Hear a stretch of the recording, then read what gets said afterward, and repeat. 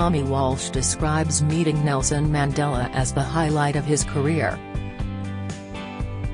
Top of the tree, the celebrity builder laughs in his Cockney-accented voice. Incredibly, it's been 23 years since the BBC star transformed the late South African president's garden for a Ground Force Millennium special. He, along with Alan Titchmarsh and Charlie Dimmock, were flown in secret to Mr. Mandela's garden in South Africa's Eastern Cape by his wife Graça Machel. There, they built him a pergola and water feature while the Nobel Peace Prize winner was away on a 3-day overseas trip. Mr. Mandela returned to find the bland, rectangular green outside his study transformed into a landscaped paradise, and was so thrilled he gifted Tommy a walking stick sculpted from one of the trees on the property. He was 6 feet 1 inch tall. "The stick was made for his height and it suits my height perfectly," laughs Tommy, 6'5" and now 66. "It's made from mahogany or a similar wood, machined on a lathe to make a stick with a handle."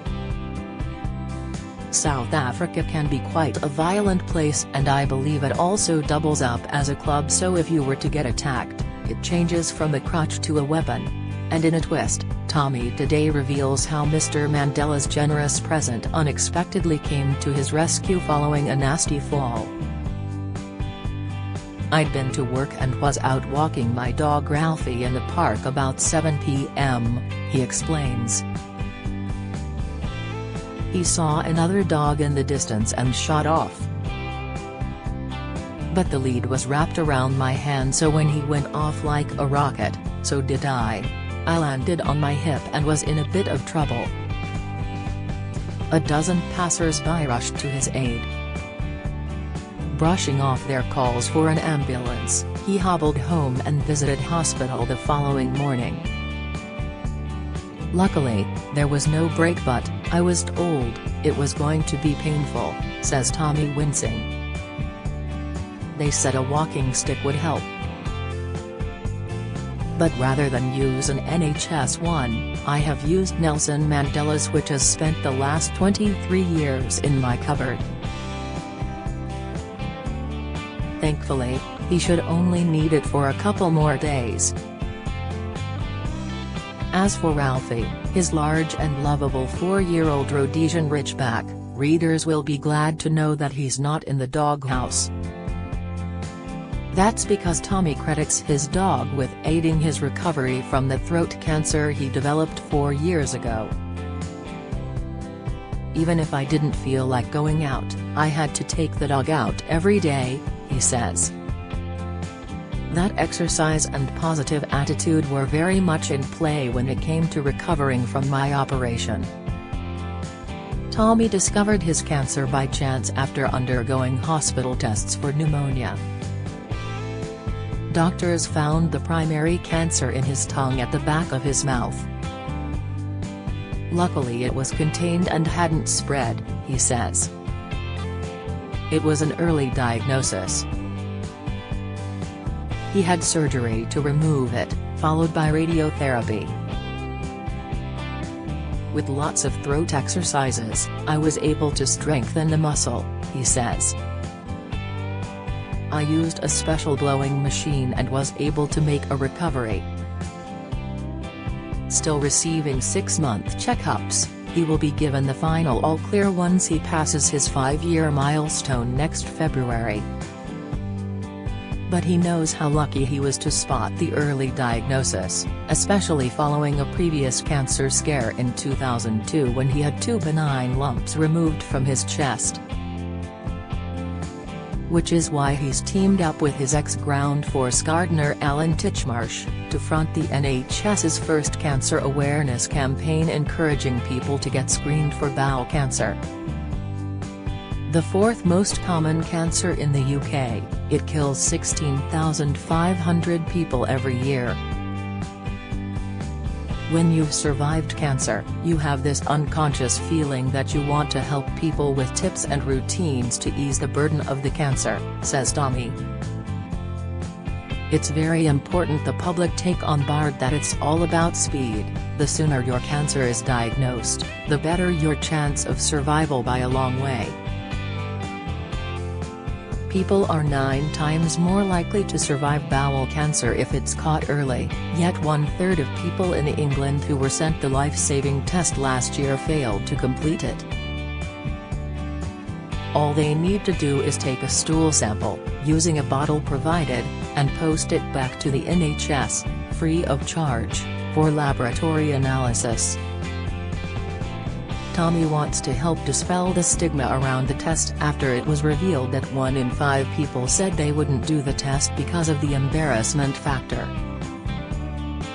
He himself has been doing them for years. It's not an attractive thing to do and we're all a bit at arm's length with poo, but it's your life at stake here, he stresses. People quite often think, it's not going to happen to me.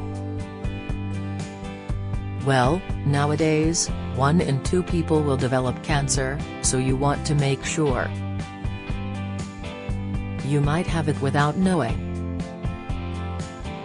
Tommy shed 4 stone in weight during his illness. Radiotherapy suppresses your appetite, he explains. You have to eat to survive and keep up your strength. I was lucky in that I had a little bit of, how should we put it, extra meat packed around the derby area before I started. I had some burnable material. He chuckles. Indeed, his good sense of humor has not diminished despite the physical and mental strains of the last few years. Still, times were tough. My wife would try to feed me up with loads of calories to try and put weight back on me, but for some reason it wouldn't hold. We had real problems and I had to have fatty products to try and build myself up. Tommy's still a TV regular on Homes Under the Hammer, and is about to start filming a new series of popular BBC One show Clean It, Fix It. But his newly slender figure and thinner face on recent shows have prompted concern from some viewers who haven't seen him in a while. I was able to keep the weight on and that has increased, he says. So much that I'm at the right weight now that I should be for my height and age. And that's where we're trying to maintain it. I just need to be careful I don't have too many beer calories, which would put that spare derby back on again. He now weighs 16.5 stone. He may be learning to live with different geometries since his surgery, but time and patience have helped, and having a loving family around me, particularly my wife Marie, who did so much to keep my attitude up and stopped me getting the blues. His grown-up children John, Joe, Natalie and Charlotte, engaged in gentle ribbing to keep their dad smiling during his lowest times. When I had the operation, I had all these metal clips put in my throat and the kids found a new nickname for me, Zippy. He giggles at the memory. It was really funny, he says. And it's really important not to lose your sense of humor. That's the crucial thing that's going to keep you going when times are hard. Indeed, the cancer awareness video Tommy and Alan have filmed is lighthearted despite the serious message underpinning it. They answer questions written on toilet roll and their natural chemistry shines through their gentle banter. It was fantastic, says Tommy. He and Alan hadn't filmed anything as a duo for 18 years, yet he says they were so comfortable together, it was as if they had been on set just the day before. The magic was still there, Tommy smiles. When the pair, along with flame-haired Charlie Dimmock, appeared on Ground Force between 1997 and 2005, it was one of TV's original garden, and much copied, garden makeover shows. viewers loved their race against time revamps, often involving water features or decking, something they helped popularize as a garden feature. We should probably get Charlie and do a three-hander again because we've still got it.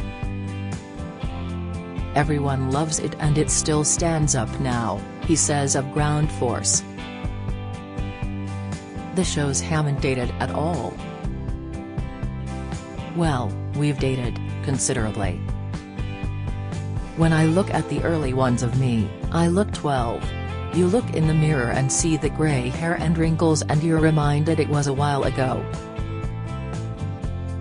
He had hoped for a 20th anniversary special in 2017 but BBC bosses weren't keen.